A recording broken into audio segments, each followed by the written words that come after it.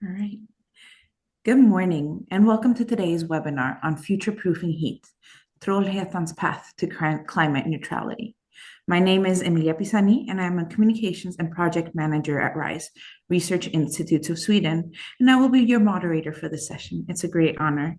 This webinar is being recorded and will soon be uploaded to the Euroheat Power YouTube channel. It is part of the city's heat detox webinar series, Decarbonising District Heating, and leading to the next edition of Euroheat Power's Crash Course for Cities, which will take place during next year's EHP Congress in June 8th, 9th to 11th in Kraków, Poland. During this unique workshop, the city representatives from across Europe will exchange and explore strategies to decarbonize urban heating systems in order to attain a cleaner and more resilient future for their citizens. Trollhättan is a small industrial city in Sweden with a population of approximately 50,000 inhabitants and is located about 75 kilometers north of Gothenburg, Sweden's second largest cities. According to Wikipedia, the name originally comes from a troll's hat, or hattan, referring to how the local waterfall would hit a rock, making it look like a troll's hat. They have now built the dam there, but the name remains. To the point, we're now being at the beginning of winter and temperatures are dropping, so the demand of heat is rising. In fact, I believe residents in Trollhättan woke up this morning with minus degrees with some frost in the gardens and may have some light snowfall by the end of the week. As temperatures will continue to drop during the coming months, it is crucial for Trollhättan Energi to have a robust system in order to provide city dwellers with reliable heating during the coming winter months. How can they do this in the most sustainable way? And how should they invest today and develop for an uncertain future? This is what we're going to talk today about with Sandra Magnusson, Sustainability Manager, and Johan Jonsson, Head of Business Management for Trollhättan Energi, along with the famous Kristina Lydmerud, Professor at Lund University, CEO and founder of KLAB. We will talk about how they're working ambitiously to reach the climate neutrality while securing a sustainable energy supply for heating and cooling. We will also hear how Trollhättan Energi is aligning with the city's climate goals, the challenges they face in making future-proof investment decisions, and pathways they're exploring to ensure their district heating system continues to meet the needs of tomorrow. So thank you very much. And without further ado, Sara, would you like to tell us a little bit more about these goals and the collaboration between the city and the energy company? Yes, thank you, Emilia. Good morning, everyone. My name is Sandra Magnusson, and I'm the Sustainability Manager at Trollhättan Energi, a municipal company in the city. I'm very happy to be here today and have the opportunity to share how Trollhättan Energi and the city are working together toward a climate neutral city. And over the next 10 minutes, I will give you an overview how our municipal context and also a background of the district heating in Trollhättan and of how we are aligning with the city climate goals.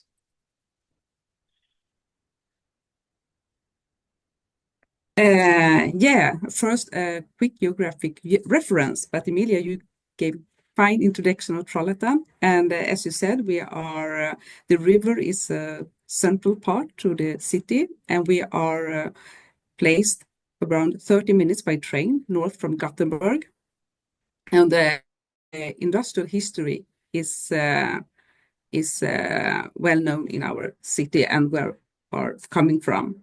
And I will say that this river also has played a role as a transportation hub through the city. So let us look into our company and how we are operated and working together with the city.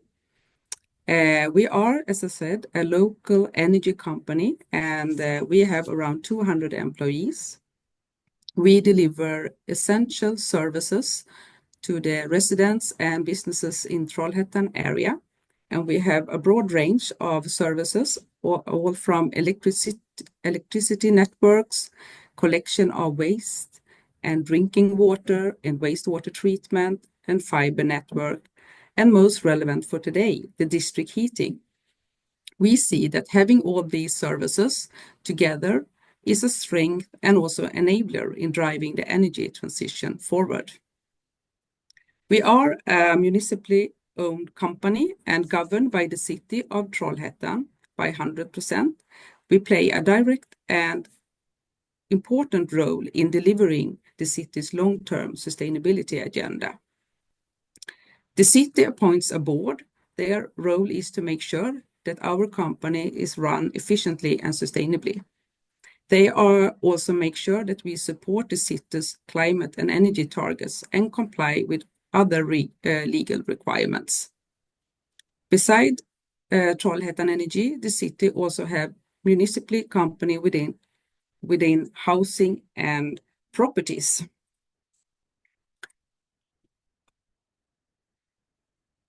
Our mission is stated in an owner directive. So the Trollhättan mission is to be an active participant in the city's development. We are responsible for providing reliable and sustainable infrastructure, being cost effective and delivering excellent services. To fulfill our mission, our work rests on 3 pillars. Reliable infrastructure is about secure delivering of heat, electricity, fiber, and water. Sustainable energy system is about prioritizing renewable and recovered energy, but also improving energy efficiency and exploring new technologies. And the long-term municipal alignment, that is about contributing and working together toward the city's climate agenda. And that's about climate neutrality.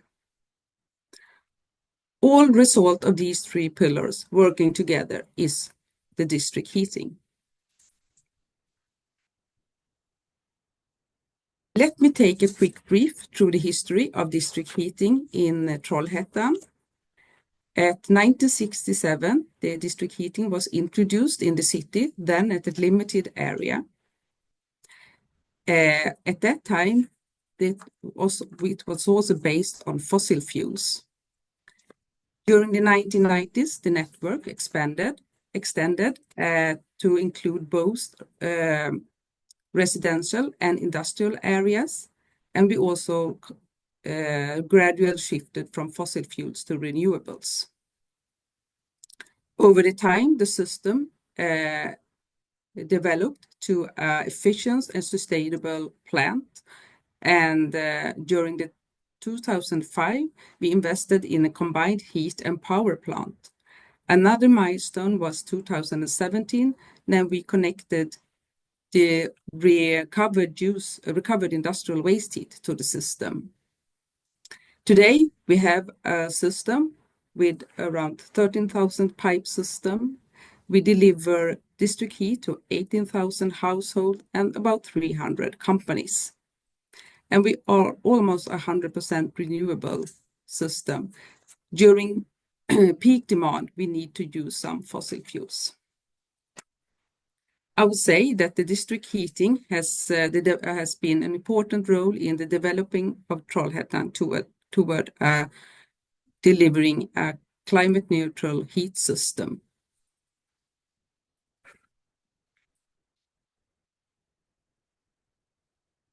I said before that we are a municipal owned company, and to understand how we are aligning with the climate goals, I will tell you a bit about how this governance is operated in action. The city of Trollhättan have a city council that states the overall climate goals and agenda. And these goals are relevant for both the city but all the municipal companies, so also for Trollhättan Energi. And these goals are then transferred to concrete actions plan within different sectors, as for transport, buildings, energy, waste, and water. And this structure matters. It makes continuity, and it also creates coordination, and it also requires collaboration. So I would say that this structured policy model sets the direction for us as an energy company, and we then make operation plans of them in our company. And we have a group-wide climate roadmap from last year that is a way to coordinate around these climate neutrality actions within the company.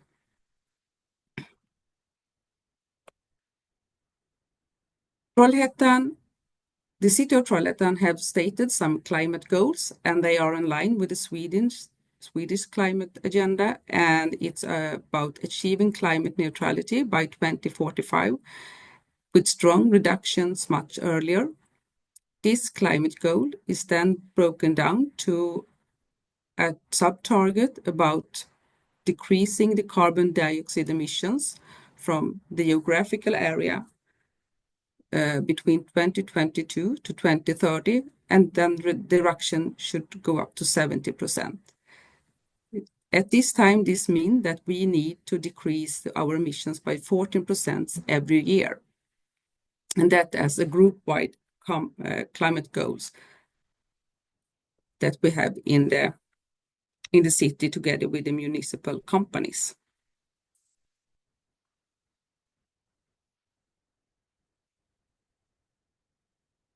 So how are we and Trollhättan Energi aligning with this climate agenda?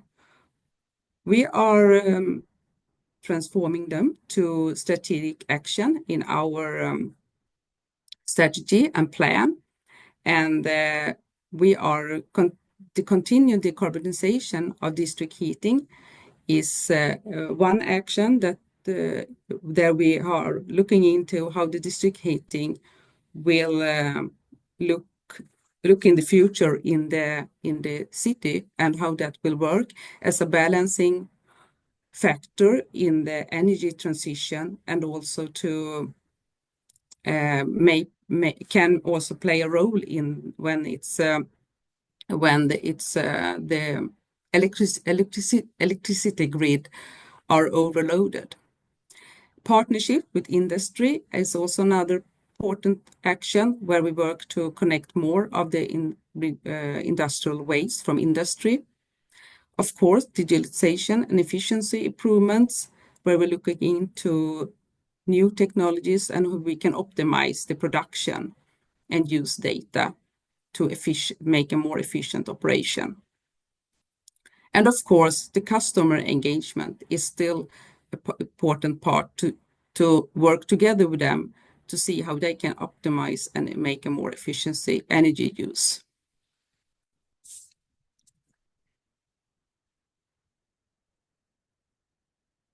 So to sum up, Trollhättan is aligned with the city's climate strategy. We have a resource efficient system that it's made on renewable energy sources, and it's focused on long-term sustainability. And we see that we are helping driving toward Trollhättan toward a climate neutral future, with district heating playing a key role in that transition. I hope you are giving a picture of Trollhättan Energi and how we are supporting the city's sustainable agenda. Thank you for your attention. Thank you very much, Sandra.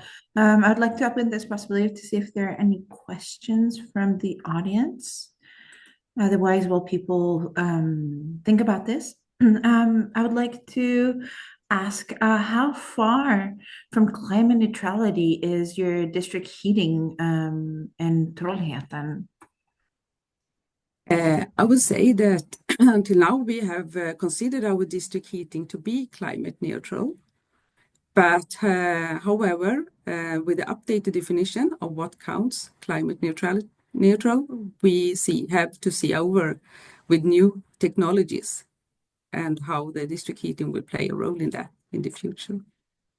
Yeah, that's very relevant for the whole discussion. How can you future-proof, right? You have a concept, you think it works, and all of a sudden they change the regulation, the definition, so you need to constantly be updated. Yes. Great, thank you.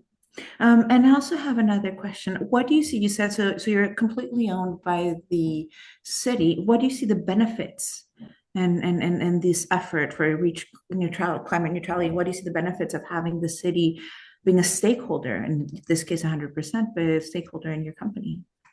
I would say that since it's from a system perspective, we are interconnected and have we have to work. We have to work together with this question to see the system perspective, and so it's a benefit with the collaboration, and it's also we have a common goal that we are working together. Great. I have lots of questions here in the chat. This is fantastic. Let us start with Michael Carlson, and let's try to keep it short so we have time for the other presentations. But since you use a lot of biomass in your production, how are you handling the transports? Are they electrified? No, do you mean the delivering of biomass to the So you use a lot No. of biomass in the energy Yeah. production. Yeah. So is there a lot of electrification for your transportation, I imagine, is the question? Yeah. Um, Not at the moment, because we are, I would say, the market in Sweden aren't there yet. So we have some transportation of biofuel, some of the transports, but not on energy. Okay. I don't know if maybe Johan can also help me to clarify that. Sure. Yes, you said it correctly. We have one truck that runs on biogas, and we also wish to see other fossil-free fuels in the other trucks in blended in their petrol. But it's not. We're not really there yet. It takes a lot of. If you think of trucks, they're not suitable to get out in the forest on winter roads with the batteries that it's added on the weight on the trucks. So that's a problem for the moment. And now there's a lot of questions, and I will keep some of them to the end because I believe they're really more for both of you. However, there's one follow-up question from Danny Coe about the biomass part, and he's wondering about the particulate emissions and lung health issues from burning the biomass. How do you handle that?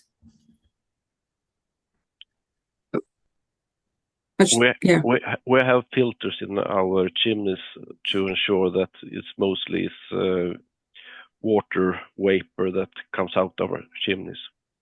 So it's very clean in the end. Yes. Great, thank you. Well, on that note, Johan, would you like to continue and tell us a little bit more about the business side of the work you've done? And this. Yes, I'll be glad to. Thank you. My name is Johan Johnson. I'm head of business management for Trollhättan Energi. So we have looked into these matters rather thoroughly because we're facing a totally new world as we see it. And if we go back to what Sandra just explained, we have considered ourselves to be climate neutral. We depend on the carbon cycle, where we burn residues from the forestry and thereby releases carbon dioxide. But at the same time, the trees, when they grow, absorb this carbon dioxide and eventually gives us new residue to burn. So we don't add any carbon to the cycle.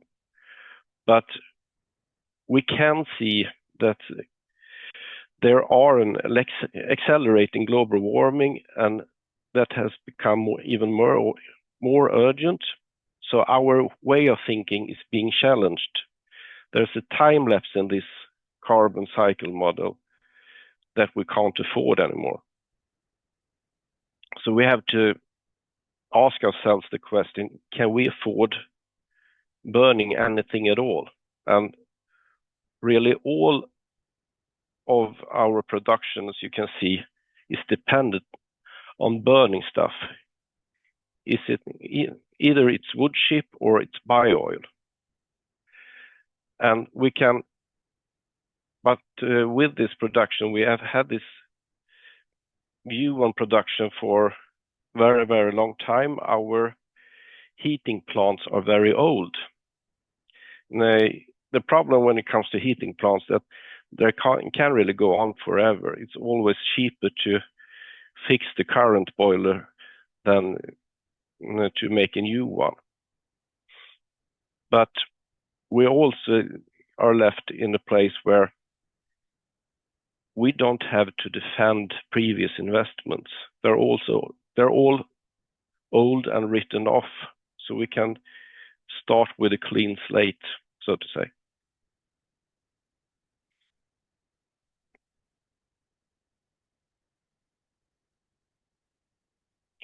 And when it now comes to Fit for 55 and forestry, we can say that our main source of energy is residues from forestry. This Fit for 55 package will challenge our business model. The LULUCF requires more carbon storage in Swedish and Finnish forests, and that will affect our supply of residues because cutting these woods our forestry companies will have problem continue their way of cutting forests, and that will make our availability of these products lesser. We can also see that RED III introduces stricter sustainability criteria, and we see a risk in that the emission trading system will expand to biomasses. And therefore, we will see that it affects our costs for this. But it's not just the Fit for 55 regulations that are changing for us. We see that in the name of biodiversity, our forestry companies are looking at other way of cutting the trees. Historically, they have used the clear cut practice.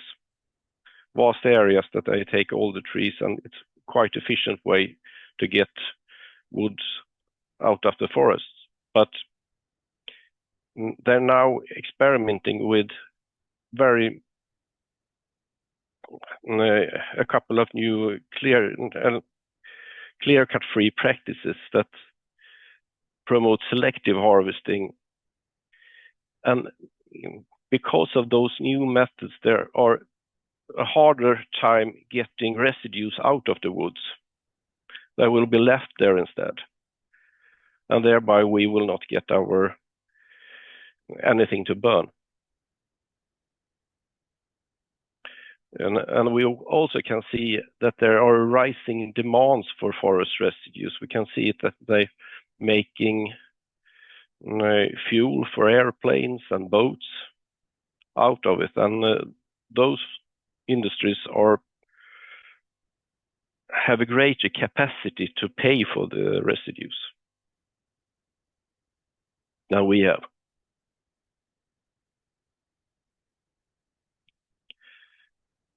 So what we're stuck with here is that we have a lower supply and higher demands that will ultimately lead to more competition and higher prices. And to that, the new regulation adds cost on dealing with the residue.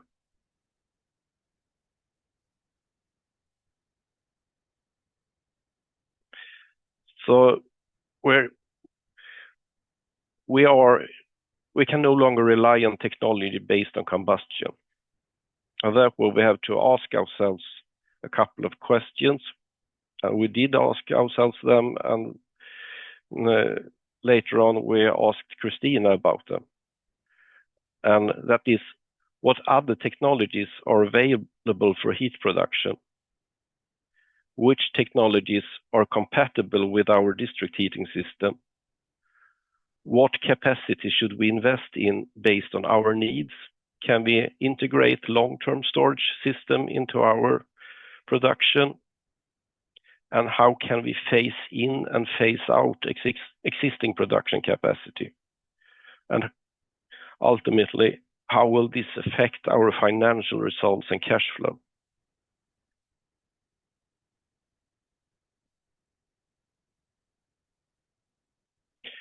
We got a set of answers from Christina. She said that we can use heat pumps and river water, air heat pumps and river water heat pumps. We received recommendations on suitable size and placement within the system, and we were also provided with cash flow calculations. We received a plan for phasing out and phasing in the production units, and we gained an understanding of long-term storage could affect the system. But now we have just looked at the heating system. And then the question for us is, well, we think that our supply of residue is a problem because it's getting more costly, and we feel that we can't trust that as a source. There's an idiom in Sweden that says, getting out of the ashes and into the fire. Quite suitable in this area, I think, meaning that you go from a bad situation to an even worse. And we want to handle that situation. So besides investing in heat pumps, we also have decided to invest in electricity production from wind, solar, and hydropower. And we also want to be able to store electricity as well as heat. And all of these new items we will use on the ancillary service market to even further be good for us for our economic results.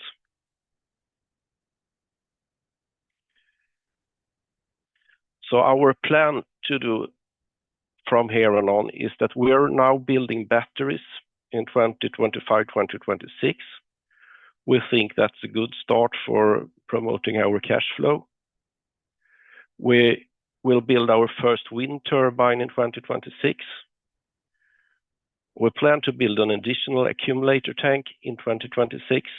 We plan to install heat pumps in 2027, 2028. And we are planning our first solar park for 2027. We're also planning a second solar park for 2030. And we are investigating long-term heat storage in borehole systems.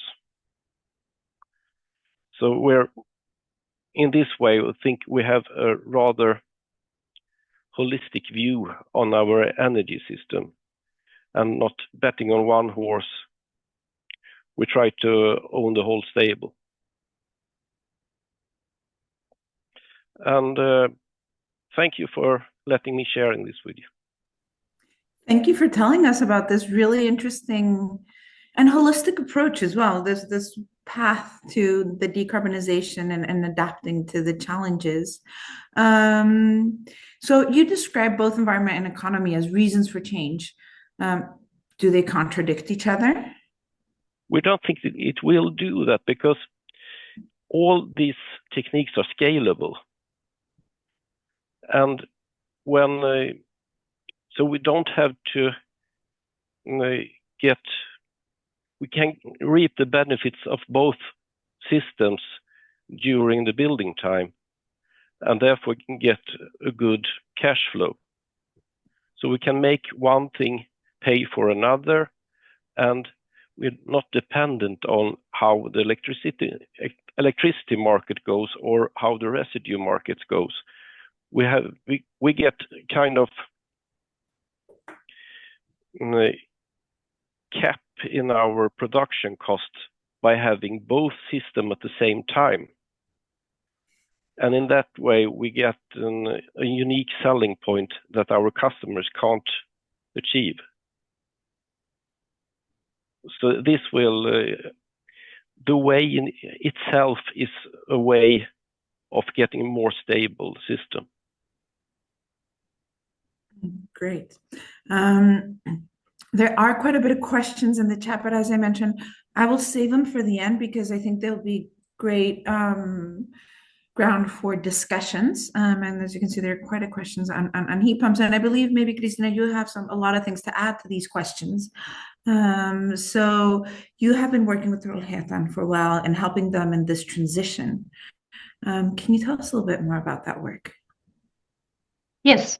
So good morning, and thank you for listening to us today. I was having the pleasure to lead a team supporting Trollhättan to understand what to do in the future, how to future-proof the system, and also achieve this holistic viewpoint. And please change the slide. Yes, and also go to the next one. So I was doing this together with a team, and we call ourselves 1021. And we will see a short video on what we do together to kind of explain what we do. But in essence, we have mixed a large number of competencies together, where we have district heating experts, we have people who know financing, and we have people who know future district heating technology developments and energy modelers. And together we can produce these kind of results. Let's first view this film, and then I come back talking to you.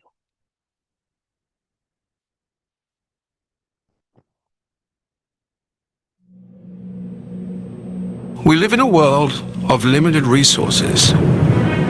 As our cities and populations grow, so does the need for food, shelter, and not least, energy. Today, with rapid urbanization, the world consumes twice as much energy as it did just 50 years ago. To keep up, we need to reset our ways. Since the beginning of the industrial era, our relationship to energy has been one of production and consumption. One thing burns, another thing moves.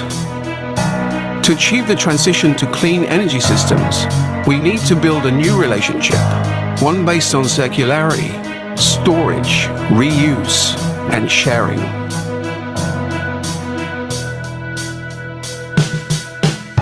Ten21 is a consortium of companies and organizations with years of experience in district energy development. From business strategy and financing to technology choices and waste heat management. We provide science-backed advisory for future-proof district heating systems. Using precise energy system modeling, we build an understanding of the heat supply capacity of existing energy systems. We then determine the necessary shifts to make and the optimal order to make them in. To speed up the transition to clean energy, we have developed a toolkit allowing us to build flexible models of energy systems at different geography levels, neighborhoods, cities, or entire countries. Together, we identify and test any number of different scenarios until we arrive at a future that we believe in. We then use the results as input to develop an energy transition roadmap, ensuring that your long-term climate emissions are factored into the choices made going forward. And what if the situation changes? Then the model changes with it. With a few taps, you can update the parameters and immediately see the impact on your roadmap and outcome, bypassing the need for new feasibility studies. As our cities evolve, so must the systems that drive them. With our sophisticated models, we finally have a way of peering into the future. We can choose to do nothing and leave it uncertain, or we can choose to plan ahead and make it bright.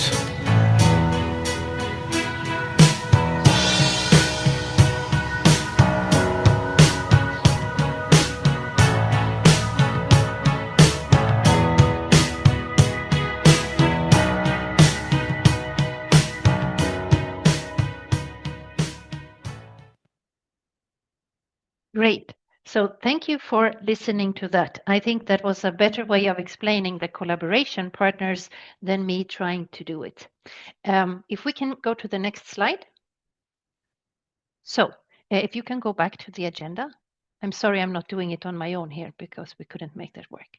So now you know what 1021 the collaboration partners are and who were helping Trollhättan, and I was leading the team.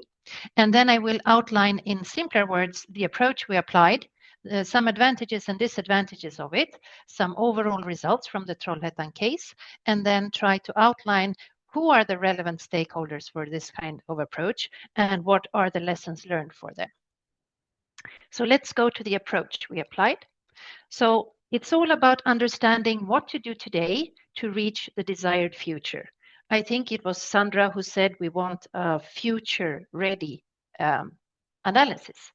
And to do that, you review a lot of things. You look at technology choices for the energy producer.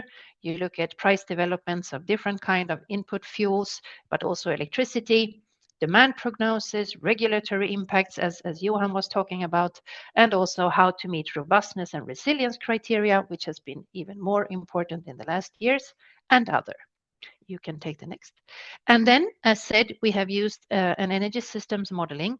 It's not really one model. It's a toolbox of models, and you combine them into a solution for each and every case.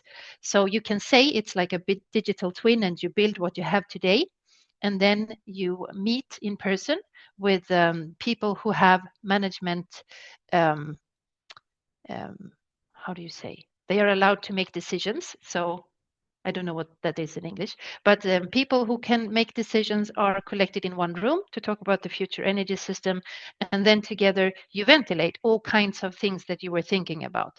And it's a very nice and fast way to serve as a catalyst to move forward towards a joint idea of the future. And then you model different scenarios that come out from these discussions, and you will iterate one future that everybody can stand behind and believe in. And one part of this is you can also quantify waste heat sources in the nearby if you want to, and you introduce this also then into this big soup that you're cooking. And out comes the technology roadmap, and next, along with an investment roadmap outlining, for example, cash flows, investment costs, and also risks and dependencies and how you can share them across stakeholders. So this is the approach we have assumed. Next, please. The advantage of this kind of activity is that you apply a model which is completely neutral and does not have any bias. It's always rational. And you try to quantify the unknown. And you get the ideas of solutions that can lead you to the goals you want long-term. So you know what to do now to reach the long-term goals. And it also helps you to prioritize what actions to take and in what order. And you get a ballpark of the investments to undertake. The disadvantages is that models are only models, and the data you put in will decide the level of quality that you get out. So it's important to have high data quality.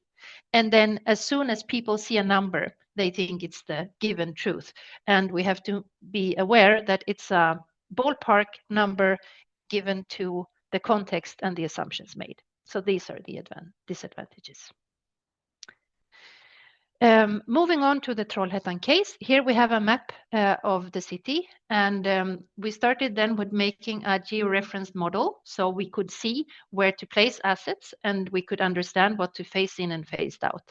And for this one, we made 4 large zones, and we had 2 on one part of the city, the left part of the city, where there is less heat density, and then we had 2 zones where it's more dense and the old system is present.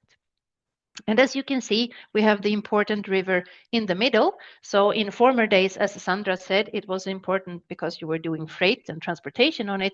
But now, according to our analysis, it can be also the main or an important main source of energy for the city. In this one, we also made an analysis of potentially available urban heat, waste heat, and we look at what kind of activities were ongoing in the local nearby. And you can see the colorful dots, that's where the locations of potential waste heat sources are. And these waste heat sources were included as a potential source to tap also in the modeling. Next, please. And you can click all the years coming up, and I will explain them one by one. So we can then see, based on the model, because it is optimizing the system on cost and emission, to see what you should do over time. And in 2027 already, the model would suggest to invest in a heat pump, which would operate on ambient air in combination with an accumulator tank. And then another heat pump on sewage water would come in, a smaller one, but still it comes in early. And the two heat pumps become the baseload in the system.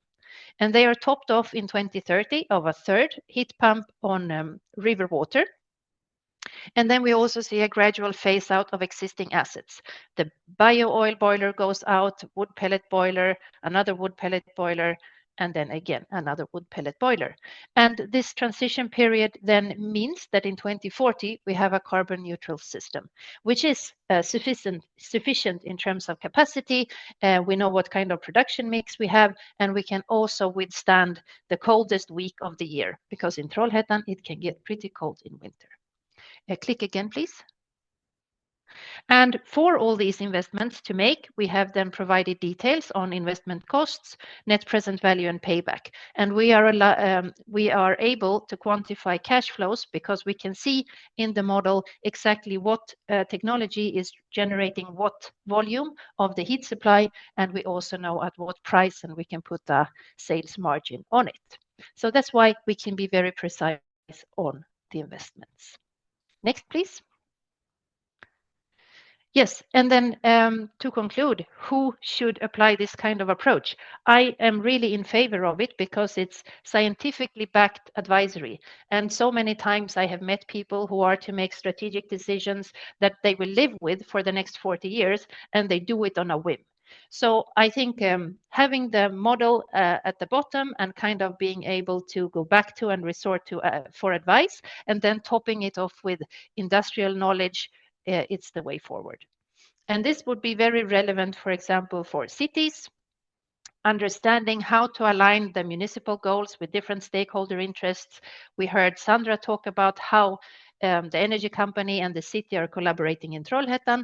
This is not always the case that you have such a nice and strong collaboration. Then such a tool to understand what's going on in the city could be pivotal for climate neutrality in cities.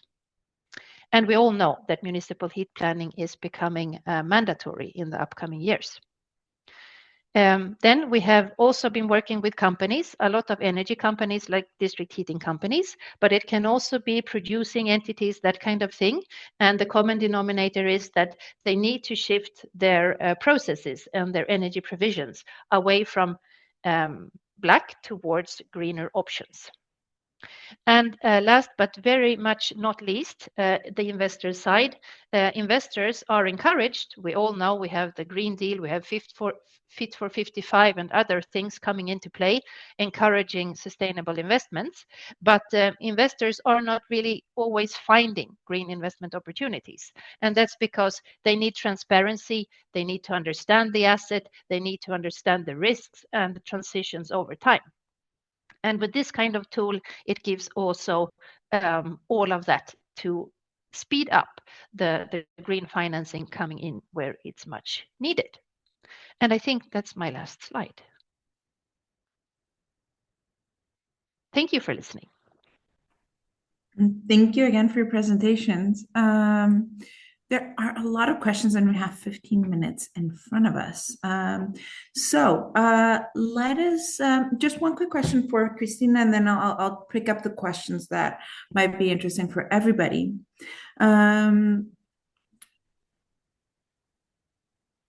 Would the same decarbonization investment roadmap apply if the district heating company would be privately owned with a for-profit price regime? Is a question from Karsten.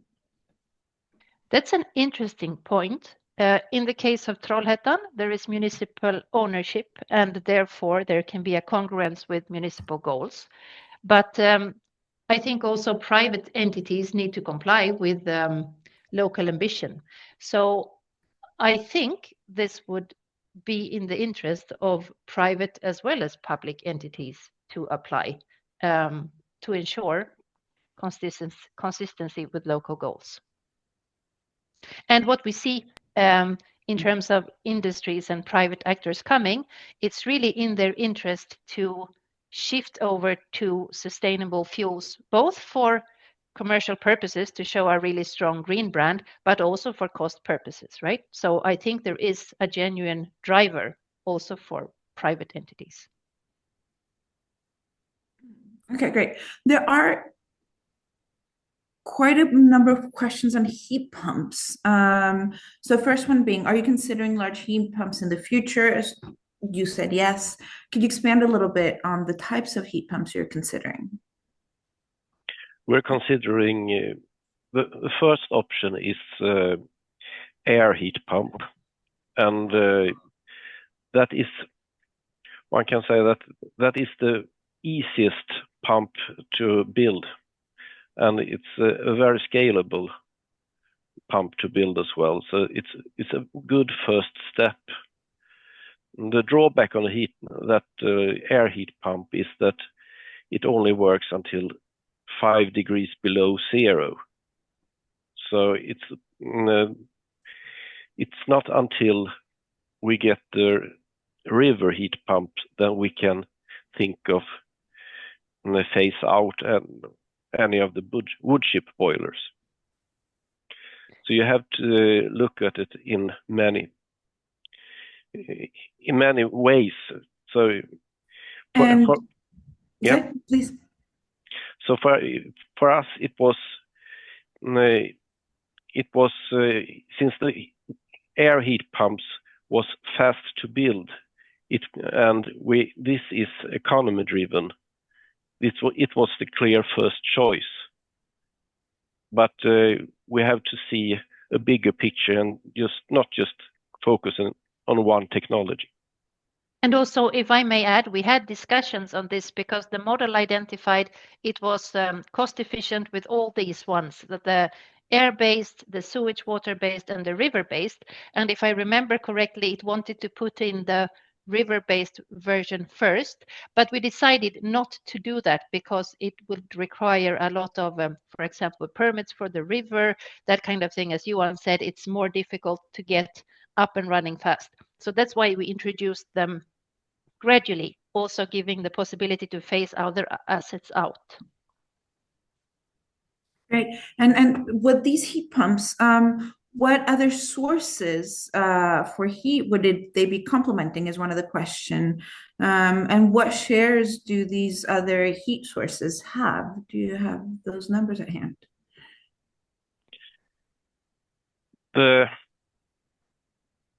It will phase out wood chip boilers, and in some cases even the heat that we get from surrounding industries, because since we're dealing with the electricity market and the ancillary market, we sometimes can get heat with a negative cost in this way. So it really depends on hour to hour or 15 minutes to 15 minutes what will be the economically best things. We're not planning on just starting the pump and then let it go. It's a really offensive way of running it.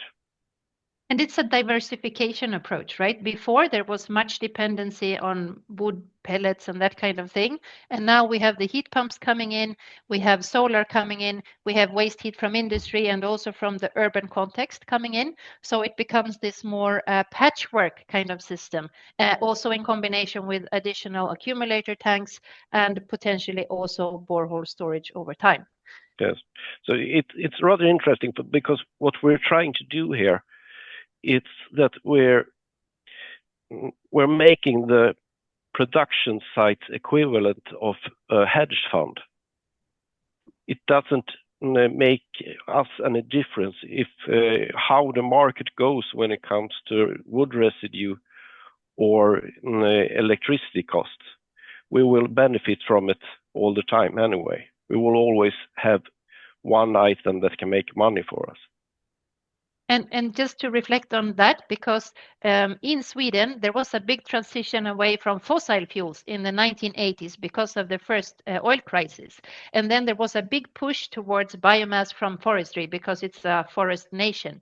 And now we see that very many have only got one egg in their basket. And it's a big problem when this egg is being maybe becoming more expensive or being taken away, right? So I think this kind of strategy or hedging, as Johan says, is really something much discussed and probably the way forward for many. Great. On that note, it picks up really good on two questions we have. The first one being, when using excess heat from the industry, how is the risk of non-supply or potential supply interruptions? How is this handled, and how is this new model going to address that? We try to not address it. We have very strong in summertime waste heat from a company nearby, and sometimes we get it, sometimes we don't. And when we get it, we're pleased to get it, but we can't plan accordingly. So we tested this in the model, for example. So we allowed the model to be reliant on the waste heat, but we also made sure that the model could show how we should work and operate if the waste heat wasn't there for some temporality. But this is a big question, I think, across Europe, and I have done a lot of research on it. How do you manage the risk that a waste heat supplier can go down, right? They can even move or stop being in operation. And in many cases, the solution to that is to have very good and stable contracts. So you know what happens if they close down, who will have to pay a penalty and that kind of thing. But there is some literature on that I can forward if somebody is interested. I think that would be great and very much appreciated. And if it's possible, maybe to include a link when this webinar is uploaded, it would be a suggestion. And a contact. So we talked about the source. What about the storage possibilities? There's a question here from Jessica about if you could provide more information about the accumulator tank and the heat pumps. We already talked about that. But the volume and yeah, what are your thoughts around the accumulator tank? Well, we have already one accumulator tank, and we try to double that size. And it on a cold day, the one tank gives us the means to bridge all our demand for 2 hours, and in summertime it can bridge it for up to 24 hours. So it's we have a very, very different effect in summer or compared to the winter time, and we will double this effect now. So it's about 100 megawatt hours in one tank. So now we will have about 2 of those. And we can reflect on the modeling approach there, because the model showed it was a no-brainer to have one equally sized coming in already in 2027. So it seems to be a very good investment for the system as a whole. And then also we tested different kinds of more seasonal storage solutions like borehole, pit storage, that kind of thing, where it indicated that borehole storage would be the relevant one to introduce over time, also for balancing the grid. And again, this is part of this kind of patchwork system where you need different heat sources. You also need storage. This is a very important thing, because it's really like a gigantic battery in one way. So we can use our electric boiler or a heat pump when those hours that the electricity has a low cost, and then use it and produce very much more heat at that time to use a couple of hours later. So it's really a part of arbitrary affair as well. Great. Now let's go more towards looking at the end users. As the city is growing, as you're expanding, how do you convince the end users to connect to the district heating when they have the option for example, instead of connecting to district heating, they can install their own heat pump or their own, we're looking a lot also at energy communities. It's all about cost and convenience. We provide them with all the whole system. They don't have to invest in anything of it, and they don't have to staff up to keep the system going. That's one big thing. And I earlier mentioned the unique selling point. Since we can have this patchwork that Christina is talking about, that is our unique selling point. If you own a house or an industry that have to consume heat, you don't really can afford to have multiple systems. We can, and therefore we can bet on all the horses, so to say. And also to add on that, we made tests in the model to see where would it be cost efficient to expand district heating versus heat pumps, for example. And then you get indications from the model at what cost you can and need to provide the heat to be able to expand it in a cost efficient and appetizing way. So you always have this inherent competition built in as a model feature, so you can get this information. And then if you remember, we have this per zone in the model. On the note of the model, there's a question here on how do you consider risks and future unknowns in the model? People are one big unknown and uncertainty. Yeah, no, so what we do together with the customer here, Trollhättan, we identify a large number of uncertain factors, right? And then we test what happens if they happen in the future. What if the price goes up, down? What if we don't have this asset? So there is a lot of stress testing in the model, and therefore you can see what are the main risks that you have to account for. And you can also, by doing this, see where you have dependencies between the patches in the patchwork. If there is some really crucial dependency, then you really need to account for that, the risk of this dependency not working. So it's also something you can test and identify with the support of the model. And have you thought about data analysis and operational optimizations thanks to this software approach? No, I didn't understand the question. Right. Have you thought about data analysis and operational optimizations thanks to this software approach? Yes. So what we have been doing is that the model is an optimizing model, right? So it optimizes, and the data set is huge that feeds into the model. And then we have seen that the future that we kind of arrive at and we make the transition roadmap for, that can also be fed as next step then into the operational data systems that you already have in place for everyday activities. And therefore you can then even further fine tune what would happen to this and this asset if this comes in 2032 or so. So yes, there is a connection, and we also started a strategic collaboration with such a partner. And what about reducing the heat supply temperature in your grid? What has to be done at the customer side in that case? Have you considered that? Looking at lower temperatures in the grid, it's part also of the analysis, and you can have different heat sources of different degrees coming in, for example. But what you need to do on the customer side, I have some insights, but maybe Johan knows more what you're doing actually in Trollhättan. we don't make the customers do anything, but what we're doing is that we're lower the temperature because we're making the grid be more adjustable to the heat pumps. But in the same time, we will top the heat pump with our current boilers. So it won't be a problem in that way. Once again, this holistic approach. There are still very many questions, technical, specific, and general.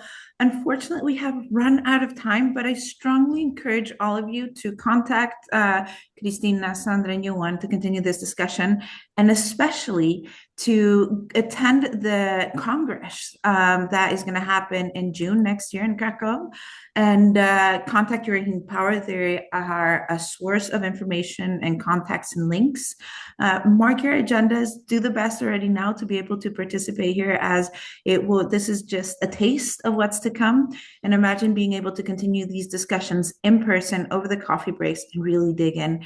So having said that, I want to give a warm thank you to you and Sandra from Trollhättan Energi for sharing your experiences and then this path you're on. Kristina, it's always a pleasure, and the approach and the support you are giving Europe in this energy transition. And of course, last but not least, Euroheat Power for organizing these webinars, allowing us to learn and to connect and to continue collaborating for future-proof systems. Thank you, everybody, for your time. Thank you. Bye. Thank you. Bye.